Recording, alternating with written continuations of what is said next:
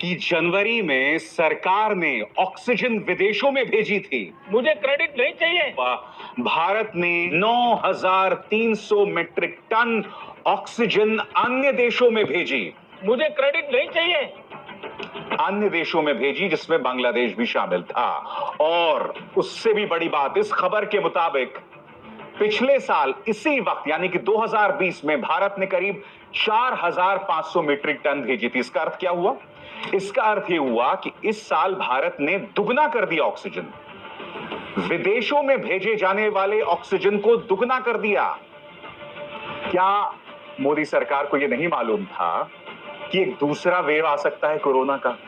और भारत जैसे देश में आपको पहले से प्लानिंग करके रखनी पड़ती है। मैं ये समझना चाहता हूं, इस खबर का मुझे जवाब दीजिए जो इस वक्त आपके स्क्रीन पर है। मुझे क्रेडिट नहीं चाहिए। और मैं आपको बता दूं, क्योंकि मीडिया तो इस मुद्दे को नहीं उठाने वाली है, कांग्रेस ने इस पर हमला बोल दिया है। क्या कह रही है प्रियंका गांधी वाड्रा आपके स्क्रीन पर? भारत का ऑक्सीजन निर्यात 2019-20 में 4,502 मीट्रिक टन, 2020-21 में 9,300 मीट्रिक टन। हमारे यहां ऑक्सीजन की कमी नहीं थी, हम ऑक्सीजन के सबसे बड़े उत्पादक हैं, लेकिन सरकार ने कोरोना का खतरा होते हुए भी 2 गुना ऑक्सीजन देश के बाहर भेज दी। ऑक्सीजन की कमी से हुई मौतों का जिम्मेदार कौन है? बहुत ही सीधा सवाल है, बहुत ही जायज सवाल है।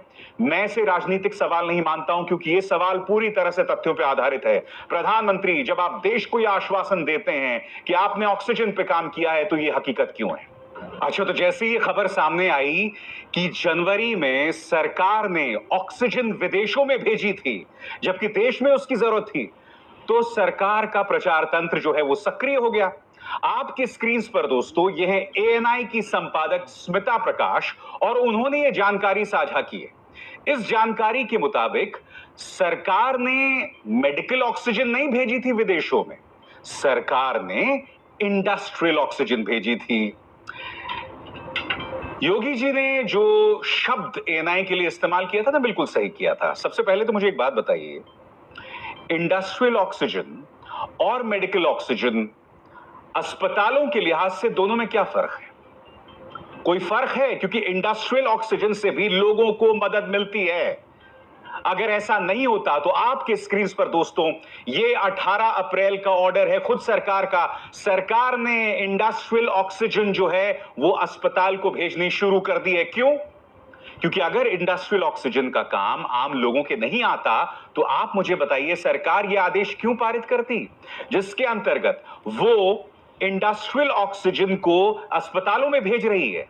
तो मैं समझना चाहता हूं एएनआई से, मैं समझना चाहता हूं सरकार से कि आप इस तरह का दुष्प्रचार क्यों कर रहे हैं। मान लीजिए कि आप लोगों ने गलत प्लानिंग की थी, मान लीजिए कि आप लोगों से गलती हो गई है। देश की जनता के सामने अपनी गलती मान लेने से आप छोटे नहीं हो जाएंगे, मगर आपने अपने पालतुओं को लगा दिया है। तो जैसे मैंने कहा ना, बिल्कुल सही शब्द का इस्तेमाल किया था योगी जी ने। अब मैं देश की जनता को सुनाना चाहता हूं कि कल आपने क्या कहा। सुनिए उनकी बात। इस बार कोरोना संकट में देश के अनेक हिस्से में ऑक्सीजन की डिमांड बहुत ज्यादा बढ़ी है। इस विषय पर तेजी से और पूरी संवेदनशीलता के साथ काम किया जा रहा है। केंद्र सरकार, राज्य सरकारें, प्राइवेट सेक्टर, सभी की पूरी कोशिश है कि हर जरूरतमंद को ऑक्सीजन मिले। ऑक्सीजन प्रोडक्शन और सप्लाई को बढ़ाने के लिए भी कई स्तरों पर उपाय किए जा रहे हैं। राज्यों में नए ऑक्सीजन प्लांट्स हो, 1 लाख नए सिलेंडर पहुंचाने हो, औद्योगिक इकाइयों में इस्तेमाल हो रही ऑक्सीजन का मेडिकल इस्तेमाल हो, ऑक्सीजन रेल हो, हर प्रयास किया जा रहा है। इसलिए मैंने कार्यक्रम की शुरुआत में आपसे कहा कि प्रधानमंत्री कल जो ये भाषण दे रहे थे, वो किस ग्रह के लिए या किस ब्रह्मांड के, किस भारत के लिए उनका ये बयान था। अगर आप लोग एवेंजर फिल्म्स देखते होंगे, कुछ ऐसी फिल्में हैं, मल्टीवर्स, ये बताया जाता है कि सिर्फ एक ब्रह्मांड नहीं है या सिर्फ एक पृथ्वी नहीं है, अलग अलग धराओं पे अलग अलग पृथ्वियां हैं। मुझे लगता है प्रधानमंत्री किसी और पृथ्वी के लिए अपनी ये बात कह रहे थे, किसी और पृथ्वी में बसे भारत के लिए अपनी बात कह रहे थे, जहां पर सब कुछ खुशहाल चल रहा है। सबसे बड़ी बात दोस्तों, प्रधानमंत्री अपने भाषण में क्या कहते हैं इस पर गौर कीजिए। प्रधानमंत्री नरेंद्र मोदी ने अपने इस भाषण में बच्चों से भी अपील की, और उनका भाषण क्या कहता है आपकी स्क्रीन पर। अपने बाल मित्रों से एक बात विशेष तौर पर कहना चाहता हूं, मेरे बाल मित्र घर में ऐसा माहौल बनाएं कि बिना काम बिना कारण घर के लोग घर से बाहर ना निकलें। आपकी जिद बहुत बड़ा परिणाम ला सकती है। प्रधानमंत्री, आपके शब्द में आप ही को याद दिलाना चाहता हूं। आसनसोल में आपने रैली की थी, आपको याद है आपने क्या कहा था कि मेरी नजरें जहां तक जाती हैं मैं भीड़ देख रहा हूं। पहले तो आप अपने इस भाषण को सुनिए। मैं जहां देख सकता हूं मुझे लोग ही लोग दिखते हैं, बाकी कुछ दिखता ही नहीं है। तो बच्चों को तो आप ये मशवरा दे रहे हैं कि घर से बाहर ना निकलें, मगर उनके मां बाप को आप हजारों की तादाद में पश्चिम बंगाल की अपनी रैलीज में बुला रहे हैं। तो प्रधानमंत्री, ये दोनों बातें जो है ना, ये बहुत अटपटी लगती हैं। इसमें मुझे दोहरे मापदंड दिखाई दे रहे हैं, क्योंकि बच्चों को तो आप कहते हैं घर में रहो, अपने मां बाप को घर में रखो, मगर उनके मां बाप को आप बाहर बुलाते हैं। और फिर पश्चिम बंगाल के अंदर एनडीटीवी की इस खबर के मुताबिक पश्चिम बंगाल के अंदर 200% जो है कोरोना जो है वो बढ़ गया है, जबकि अमित शाह ने बिल्कुल इसके उलट गलत बयानी की थी।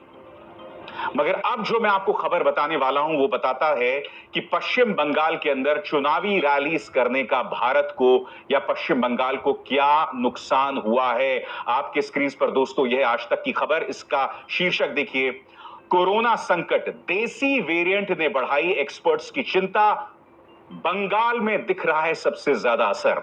खबर क्या है दोस्तों, मैं आपको पढ़ के सुनाना चाहता हूं आपके स्क्रीन पर। नई दिल्ली में CSIR IGIB में रिसर्चर विनोद सकारिया ने अपने ट्विटर अकाउंट पर जानकारी दी है कि A484K एक खतरनाक वेरिएंट है जो कि किसी तरह की प्लाज्मा थेरेपी को भी चकमा दे सकता है। इस नए वेरिएंट के कारण अब बंगाल को लेकर चिंता बढ़ने लगी है, क्योंकि इस जगह अभी चुनाव चल रहे हैं जिनके नतीजे 2 मई को आने वाले हैं। एक्सपर्ट्स का कहना है कि अभी ऐसा कोई सबूत नहीं मिला है कि बंगाल में बढ़ते कोरोना के मामलों के पीछे इसी वेरिएंट का हाथ है। हालांकि इस वेरिएंट से जुड़े जो नंबर सामने आए हैं वो बंगाल में ही सबसे अधिक हैं। कौन सा कोरोना है दोस्तों? यह है E484K, बहुत ही खतरनाक वेरिएंट, यानी कि कोरोना का एक बहुत ही खतरनाक प्रकार। और ये कहां मिल रहा है दोस्तों? ये बंगाल में मिल रहा है, जहां पर भारतीय जनता पार्टी ने ताबड़तोड़ चुनावी रैलीज की। राहुल गांधी कह चुके हैं कि मैं चुनावी रैलीज नहीं करूंगा। ममता बनर्जी तक ने चुनाव आयोग से अपील की कि 3 चरणों की बजाय आप एक दिन में जो है वोटिंग करवा दें। चुनाव आयोग भी नहीं मान रहा है,